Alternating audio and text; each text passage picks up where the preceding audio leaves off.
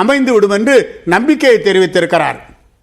திரு பிரியன், இந்த நம்பிக்கையை நயினார் நாகேந்திரன் வெளிப்படுத்தியிருக்கிறார் அப்படின்னு சொல்றார் திரு முனவர் பாஷா. ஆனா அதிமுக அதற்கு ஒத்துசைவு கொடுப்பது போன்ற எந்த விதமான கருத்தையும் அவங்க வெளிப்படுத்தல. நீங்க எப்படி பாக்குறீங்க?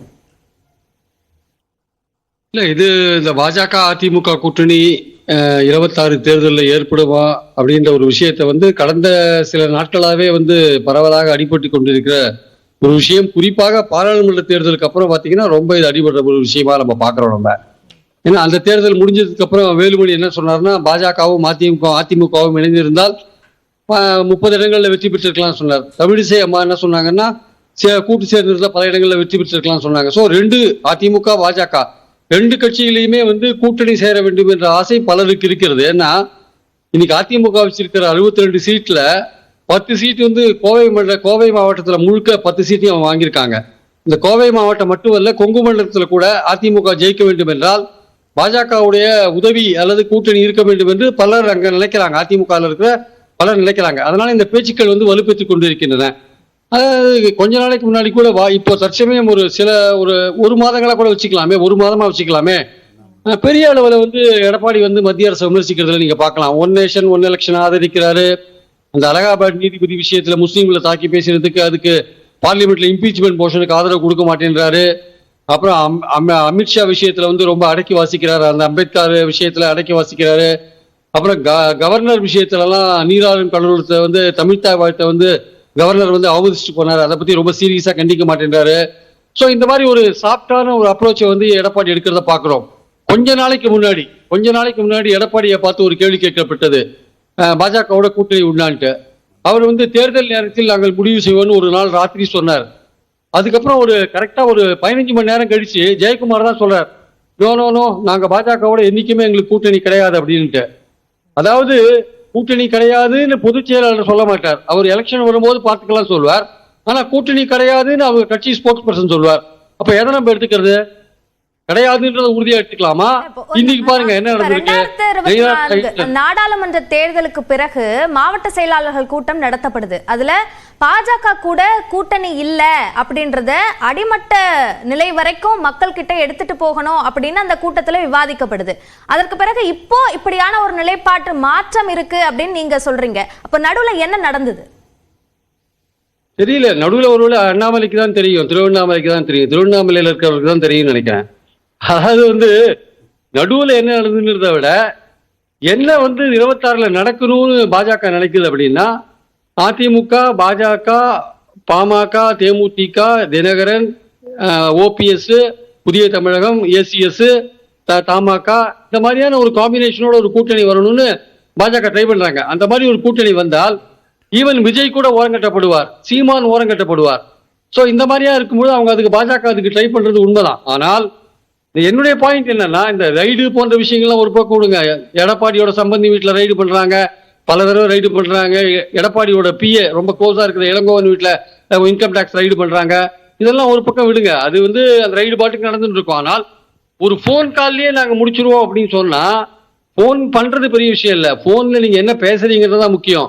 போன்ல மிரட்டுறீங்களா இல்ல ரிக்வஸ்ட் பண்றீங்களா தான் முக்கியம். இந்த ரைடெல்லாம் நடத்திட்டு நீங்க போன்ல பேசுறீங்கன்னா அது ரிக்வஸ்டா இருக்குமா இல்ல மிரட்டலா இருக்குமான்னு கேபி முனுசாமி சொல்ற மாதிரி தான் நம்ம கேட்க வேண்டியதா இருக்கு. ரெண்டாவது, எடப்பாடியை சம்மந்தப்படுத்தி தான் நயினார் நாகேந்திரன் பேசுறார்.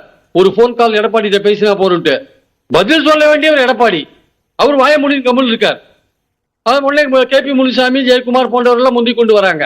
நான் கேட்கிறேன், எடப்பாடிக்கு எது தடுக்குது எடப்பாடிய? உடனே இன்னைக்கு அவர் உடனே சொல்ல வேண்டாமா பாஜகவோட எங்களுக்கு ஒட்டும் கிடையாது, உறவும் கிடையாதுன்னு? ஏன் நீங்க வாயை திறக்க மாட்டேன்றீங்க? என்ன காரணத்தினால வாயை மூடி இப்ப பிளாஸ்டிக் போட்டு ஒட்டின்னு இருக்கீங்க? நீங்க என்ன பதில் சொல்லணும்? உங்களெல்லாம் ஒரு லிங்க் பண்ணிருக்கு, உங்களெல்லாம் ஒரு கூட்டம் இருக்க, ஒரு வினபிலிட்டின்னு ஒரு கூட்டணி இருக்கு. திமுக அணியை வெற்றி பெறல, திமுகவுக்கு டப் கொடுக்கணும். 25 சீட் வாங்கினீங்கல்ல, அதுல தினகரன் சேர்த்திருந்தீங்கன்னா இன்னும் 15 சீட் கூட வாங்கிருக்கலாம்ல. அதெல்லாம் நீங்க மிஸ் பண்ணிட்டீங்க. என்னுடைய பாயிண்ட் என்னன்னா, கடந்த காலத்துல ப்ரூவ் ஆயிருக்கு. அதிமுக பாஜகன்றது ஒரு இயற்கையான கூட்டணி. இது ஒரு சாஃப்ட் இந்துத்துவா, அது ஒரு ஹார்ட் இந்துத்துவா, அவ்வளவுதான் வித்தியாசம். அவங்க 2 பேரும் சேர்ந்தாங்கன்னா இந்த இந்துத்துவ ஓட்டை கன்சாலிடேட் பண்ணலாம். அது இயற்கையான ஒரு விஷயம். இவங்க பாஜக கூட்டணி விட்டு விலகி வந்தாங்க. என்ன சாதிச்சாங்க? மைனாரிட்டி ஓட்டு போட்டாங்களா? மைனாரிட்டி அவங்களுக்கு ஓட்டு போட போறதில்லை. ஏன்னா அவங்க இன்னும் பாஜகவோட தான் நினைக்கிறாங்க. பாஜகவோட தான் வந்து அதிமுகவை ஒன்றுபடுத்தி பாக்குறாங்களே தவிர மக்கள் அதிமுகவை தனியா பார்க்கல. அதுதான் இன்னைக்கு பிராக்டிகலான ஒரு விஷயம், கிரவுண்ட் லெவல்ல இருக்கிற விஷயம். அதை உணர்ந்து கொண்டு அதிமுக பாஜக இருக்கிற ரெண்டு கட்சியில் இருக்கிற பல பேர் இந்த கூட்டணியை விரும்புறாங்க. எடப்பாடி என்ன காரணத்துக்காக விரும்பலன்றது திருவண்ணாமலை அருணாச்சலேஸ்வரருக்கு தான் தெரியும். அது ஆக்சுவலா நமக்கு தெரியாது அது ஆக்சுவலா. ஆனால் எது ஃபீசிபிலிட்டி பார்க்கும்போது, வினபிலிட்டி பார்க்கும்போது அதிமுக பாஜக கூட்டணி திமுக கூட்டணிக்கு டஃப் கொடுக்கறதுக்கான வாய்ப்புகள் இருக்கு. அது சேர்றாங்களோ சேரலையோ, இல்ல வந்து ஈரோடு கிழக்கில் எப்படி போட்டி போடாம ஒரு முட்டாள்தனமா எடப்பாடி செயல்பட்டாரோ அந்த மாதிரி செயல்படுறாரோ நமக்கு தெரியாது. ஆனால் பாஜக அதிமுக கூட்டணிக்கான வாய்ப்புகள், திமுகவுக்கு டஃப் கொடுக்கறதுக்கான வாய்ப்புகள் பிரமுகமா இருக்குன்னு என்னோட கருத்து. சரி, திரு அக்னீஸ்வரன், இந்த கூட்டணி தொடர்பான விஷயத்துல எடப்பாடி பழனிசாமியை டேக் பண்ணி அவரை கிட்ட பேசினாலே கூட்டணி அமைஞ்சிடும் அப்படின்ற ஒரு விஷயத்த என்ஆர் நாகேந்திரன் சொல்லும் போது அதற்கு உடனடியாக எடப்பாடி பழனிசாமி பதில் தந்திருக்கலாமே, ஏன் அப்படி தரல? ஒரு உறுதியான பதிலை ஏன் தரல அப்படின்னு கேட்கிறார் திருப்பிரியன். அதாவது 24 மணி நேரமும் 365 நாளும் அதிமுக பாஜக இந்த கூட்டணியை பத்தி பேசிக்கிட்டே இருப்பது மட்டுமே தங்களுடைய கொள்கையாக நினைக்கிறார்களே, அதுதான் எனக்கு வேதனையாக இருக்கிறது. நாட்டினுடைய வளர்ச்சி, 55 ரூபா அரிசி வித்தது எடப்பாடி பழனிசாமி முதலமைச்சர் இருக்கும்போது இன்னைக்கு 78 ரூபா 80 ரூபா விற்கிது. அதை பற்றி யாருமே பேச மாட்டேங்கிறாங்க. இன்னொரு விஷயம், மூத்த பத்திரிகையாளர் பெரிதும் மதிக்கக்கூடிய பிரியன் சார் சொல்றாரு, வாயில என்ன பிளாஸ்டிக்கை போட்டு வச்சிருக்கீங்கிறாரு.